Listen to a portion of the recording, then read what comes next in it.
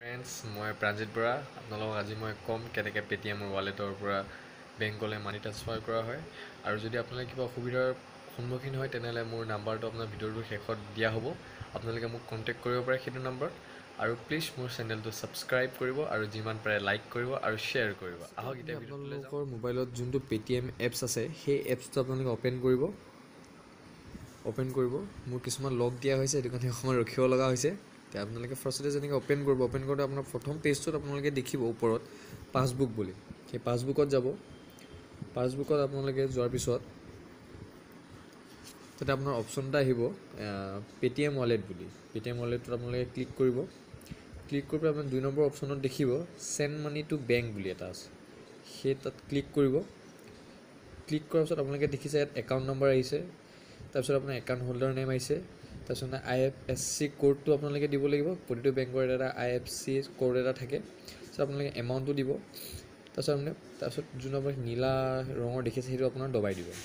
আৰু বন্ধুসকল আপোনাক মই এটা কথা কৈ থৈ দিওঁ ইয়াতে আপোনালোকে যেতিয়া আপোনাৰ পেটিএম ৱালেটৰ পৰা বেংকলৈ পইচা ট্ৰান্সফাৰ কৰিব তাত হয়তো কিছুমানৰ টেক্স কাটে হয়তো কিছুমানৰ টেক্স নাকাটিব পাৰে আপোনাৰ 100 টকাত আপোনাৰ 3 টকাকৈ টেক্স কাটে গতিকে সেইটো আপোনালোকে যদি পইচা আপোনাৰ এক্সট্ৰা কাটা যায় তেনেহ'লে আপুনি ভয় খাব নালাগে এইটো আপোনাৰ টেক্সত কাটা যাব তো আপুনি নীলা বটনটো দবাই দিয়াৰ পিছতে আপোনালোকৰ কিছুমান প্ৰচেছ আহিব যিটো আপোনালোকে দেখিলে হয়তো গম পাব তাত আপোনালোকৰ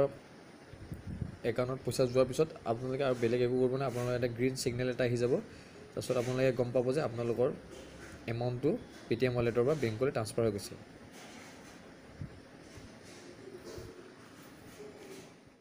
ইতিমধ্যে আপোনালোকে গম পালে কেনেকৈ পেটিএম ৱালেটৰ পৰা বেংকৰ একাউণ্টলৈ আপোনাৰ মানি ট্ৰান্সফাৰ কৰিব পাৰে আৰু যদি কিবা অসুবিধাৰ সন্মুখীন হয় তেনেহ'লে মোৰ এইটো নাম্বাৰত কণ্টেক্ট কৰিব নাম্বাৰটো হৈছে 7896299142 মই আকৌবাৰ কৈ দিছোঁ আপোনালোকৰ কাৰণে